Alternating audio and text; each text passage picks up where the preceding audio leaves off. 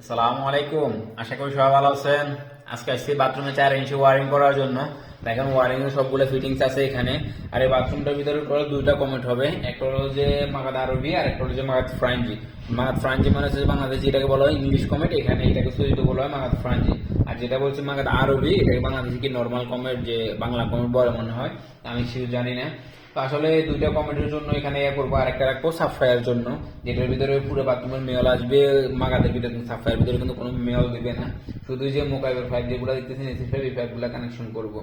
তো আসলে এই জিনিসটা যখন ওয়ারিংটা একটু পরে ইনশাল্লাহ আমার কমপ্লিট হয়ে যাবে ওয়ারিংটা, তো দেওয়াল থেকে পিছনের দেওয়াল থেকে যে মাগাদ আরবিটা, পিছনের দেওয়াল থেকে কত সেন্টি রাখি, কত সেন্টি বাইরে রাখি, আর সাইডের দেওয়াল থেকে কত সেন্টি বাইরে রাখি, আর যে মাগাদ ফ্রাঞ্জিটা, ফ্রাঞ্জি মানে ইংলিশ কমেডিটা, দেওয়ালের পিছনের সাইড থেকে কত সেন্টি রাখি, আর যে সাইডের দেওয়াল থেকে কত সেন্টি রাখি, এই সব কিছু যারা জানতে চান, যারা জানেন না যে দেওয়াল কত সেন্টি বাইরে রাখে, যারা জানতে চান তারা অবশ্যই কমেন্ট করে জানাবেন। তাহলে আমি অবশ্যই আপনাদেরকে একটা ভিডিও করে দেখাই দিব যে পিছনের দেওয়াল থেকে কত সেন্টি রাখি আর যে সাইডের দেওয়াল থেকে কত সেন্টি রাখি।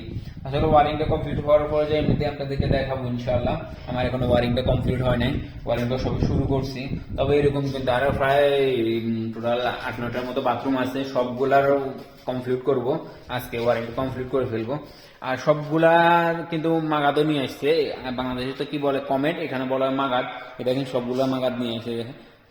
ফ্রাঞ্জগুলো একবারে টাইস কমপ্লিট দিলে তারপরে বসানো হবে, এখন শুধু মাগাদ আরবিগুলো বসানো হবে। এটাকে বাংলাদেশে কি বলে বাংলা কমেট মনে হয়, আমি শুধু জানি না।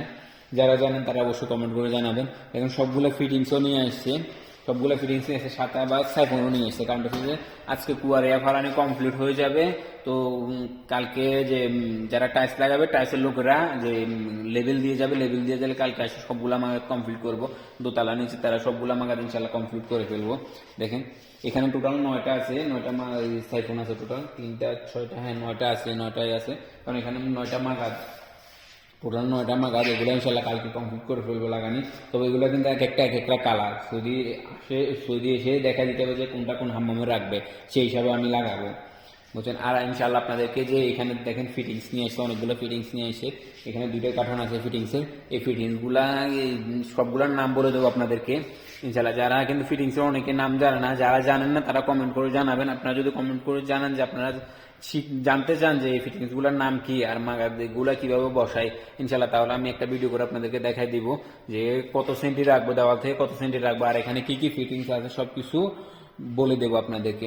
আর অবশ্যই কারেন্টের কাজও কমপ্লিট হয়ে গেছে, কারেন্টের ফিটিংস এর কাজও চলে আসছে। যে দেখেন ডেকোর কমপ্লিট হয়ে গেছে, শুধু রংটা হওয়ার দেরি, ইনশাল্লাহ আলাতুল কাজ কমপ্লিট, কাজ চলবে। আর ইনশাল্লাহ আমার আমেলও লাগবে,